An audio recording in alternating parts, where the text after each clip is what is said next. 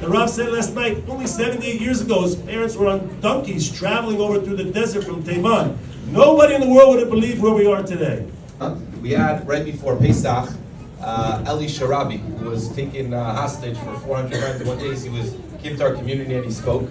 And he said one of the most important things for him when he was in captivity was to know what day of the month it was. He said we wanted to keep track exactly how many days we were there. So he said we were counting every single day of the month. He said the year, he said it was I think that year was a leap year, right? So we're talking in the secular calendar, right? So February 28th was really, right? It was 29 days, is that a leap year? 30 days, right? One extra day, right? So he said the one mistake that Hamas did was that they told him it was a leap year, and then he was able to keep track. So my follow-up question to him was, did he know when the Jewish holidays were? Like, did you know when Hanukkah was, when Pesach was, when Yom Ha'atzmaut was, when Sukkot was? Did you have any idea? He said we didn't know, but we knew around. We had we know, Pesach is around April time. Sukkot is around, September, August time. So we knew around that's when it was. And then I remembered, I said when I was in yeshiva, when I was in Ner Yisrael learning in yeshiva, there was a Jew who was arrested in Iran. And he was in jail in Iran for like 6 years. And he got up to speak on Suda Shlishit.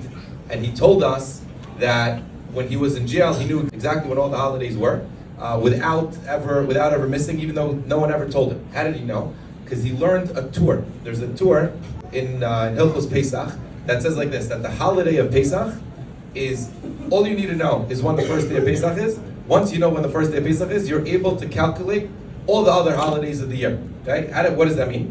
Like this. The first day of Pesach, we all know, on the Ke'ara, on the Pesach night, we also have a burnt egg, right? Why is that burnt egg there? To remind us of Churban Habayit. And Chazal teaches us that the night of Pesach, so this year, Pesach was Motzei Shabbat, right? So this year, what day of the week will Tisha B'Av fall out on? When will Tisha B'Av fall on? What day of the week? Sunday, okay, right? It falls out on a Sunday because it falls out exactly the same day of the week. Now, if you take every day of the week of Pesach, and this is brought down in the Shulchan Aruch, every day of the week of Pesach will tell you when the next holiday is in reverse of the Aleph base. Okay, so Tav is what?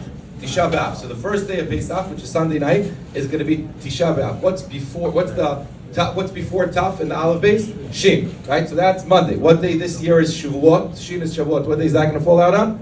On Monday. So Reish is Rosh Hashanah. So second day, trying to do this all in my head, right? Third day of Pesach was this year Tuesday, right? This year was Tuesday. So that means this year, Rosh Hashanah is going to fall out on what day of the week? On Tuesday, right? Kuf is for Kriyat Torah, which is Shmini Atzeres, which is when we take out the Torah. That's going to be the fourth day, right? Tzadik is Tzom Kippur, right? So the next day, that's Thursday. This year, Purim is falling out. Yom Kippur is falling out on Tzom Kippur, and then the sixth day of Pesach is Pei, right? The sixth day of Pesach is Pei, and that's connected Purim of last year. So when you know when Purim of last year are, and you know when Pesach is this year, you're always able to calculate all the things. And Adkan is the words of the Torah, and Adkan is the words of the Shulchan Aruch. That's they finished. But 1 second, there's one last holiday. What's the last day of Pesach? Is seventh day of Pesach, and that's connected to Ayin, and that the Shulchan Aruch leaves out, and that the Torah leaves out. But we can write that in our Sfarim today, because the last day of Pesach always falls out on Yom Ha'atzmaut, which is Hey. What year? This year was Shvi Shel Pesach, Shabbos. When is Hey? When is Hey here? Shabbat. We moved it earlier because of Shabbos. We don't want to be B'chal Shabbos with all the celebrations. But you can always, whenever you know what the first day of Pesach, you're always able to calculate all the holidays of the year. When you know what days of the week the holidays of the year fall out on, so then you can go back and you can calculate, was this month a full month, or was it a half month? Was it 30 days or 29? So the question is, what's the connection between Yom Ha'atzmaut and the seventh day of Pesach? And I think it's very simple. Seventh day of Pesach, we left Mitzrayim. We saw Nisan, right? We got saved. Not all of us made it out, right? It says, Chamushim alu b'nei Yisrael ma'aretz Mitzrayim. When we came here, not all of us made it out of the gas chambers of Auschwitz and Europe. When we got on the seventh day to the Yam Suf, We were about to give up. We look behind us, the Medrash says, we look to our right, we look to the left, the Medrash says there are animals coming in all directions. What's the last thing we thought would happen, right? We saw all the miracles, we saw 10 makos. Maybe another barad would come, maybe a divot and all the animals would get killed. Like we're thinking in our head, which makkah is going to come now and maybe will beat us. What's the last thing we thought would happen? The sea would split.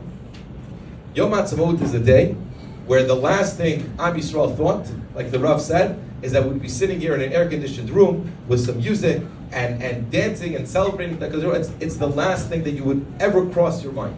Yom Ha'atzmaut is the day that's misugal, also on a personal level. Anytime you have something you're stuck in, and you think there's no way this is going to happen, with the right emunah and bitachon HaKadosh Baruch Hu, even the sea can split. Yom Ha'atzmaut is the day that the sea split from Yisrael. We came to Eretz Yisrael. We're thinking of it. We're sitting here. We're living the dream. We're mamish living the dream. If your parents, the Rav Sasson said this yesterday, if your parents would come, if your great-grandparents would walk into Yerushalayim now, to Eretz Yisrael, they would be beside themselves, right? A Holocaust survivor gets on a bus in Eretz Yisrael and sees a soldier come in there, he would get all nervous. And you tell them, no. Umishilanu. What do you mean Umishilanu? Yeah, it's fine. Like it's our soldier. He's protecting us. They won't be able to wrap their hands around us. We need to give thanks to HaKadosh Baruch Hu, and we need to strengthen our emunah in HaKadosh Baruch Hu that anything is possible. The sea can split, Yom Ha'atzmaut can happen, and Bezat Hashem, just like all these things happen, and the Rav said, also the Beis HaMikdash will be rebuilt v'shlemuta, and will be zochet to be makriv korbanos in the Beis HaMikdash, and see the Gula Shleim and the Achdus of Am Yisrael, v'shem Hashem yitkadesh shemo Shem Shemayim b'Aramim.